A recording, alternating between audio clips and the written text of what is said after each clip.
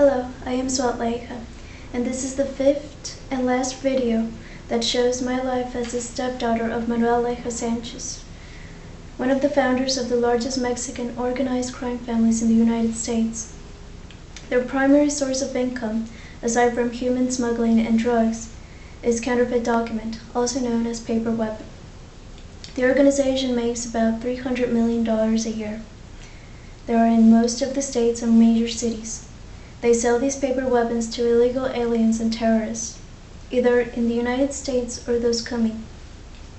I was asked to come to the United States by the U.S. government to identify members of my family and others connected to them, and to give historical information about the beginning of the family's operation, starting in Los Angeles. They also needed photos and locations. I was personally debriefed by Immigration and Customs Enforcement, also known as ICE, in their Chicago office. They are the lead enforcement agency against my family's organization. Part of what else I was to do in Chicago was to go to Cook County Jail with my husband to convince Manuel to take a deal. I could not get in to see him because I did not have the proper ID for Cook County Jail. My husband went alone and found out that Manuel knew we would be coming that day. It was at that point my husband figured out there was an internal family leadership problem in Mexico. My uncles and aunt were taking control from my grandfather. The order was no one was to tell Chicago we were coming or why. My aunt Angelica had my uncle Jose Luis tell my grandmother and Manuel's new wife what our schedule was, and to advise Manuel and my uncle Julio. Manuel was forced to talk to my husband with Manuel's wife Fabiola present. Manuel told Fabiola to say he did not speak English. My husband knew he did, and told Manuel to put his ear to the speaker in the glass that separates the visitor from the inmate. I would like to say a few words before going on. My husband works in foreign countries that are not friendly to the United States, and works alone. And one mistake and he does not come back. So as he said, dealing with my family is little league stuff.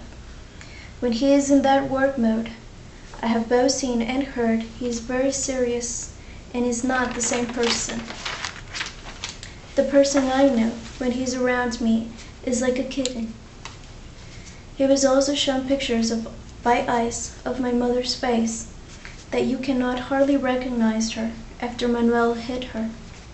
I had also told him that Manuel had broken my nose when he punched me in the face, and also broken my right leg when I was 11 years old. He did not like Manuel.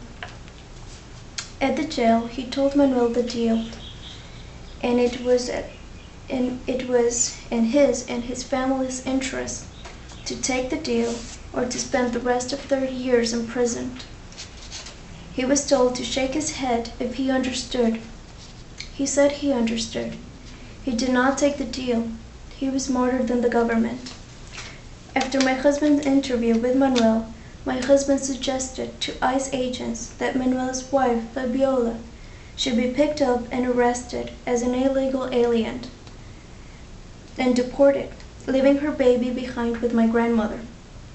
In order to pressure Manuel into taking the deal and cooperating, he still refused to take the deal. This is where it gets complicated. Both inside my family and the politics of government, which seems to supersede enforcement of U.S. law and protection of the public, the agents who are in the ground, the front line, are great, hard-working men and women. They are supervised by political appointees. There is more to this story, but I do not have the time. In the end, I told my husband that what I understood from the meetings, that they had a different program. They wanted to sell newspapers. Very short term. My stepfather was smarter than they were. My husband had told them in the last meeting that if the tag operation could not work in some form, then the entire family's network should be closed down. We had given them what they needed to completely closed Chicago. Use it or bust it, he said. On our trip from Chicago, I asked what was his plan now. He said he would mount an operation to expose the family, the organization, and the threat by going to the media and Congress. This is where we are today. Thank you. I hope you can see the threat, and this is probably not the last you have heard of me.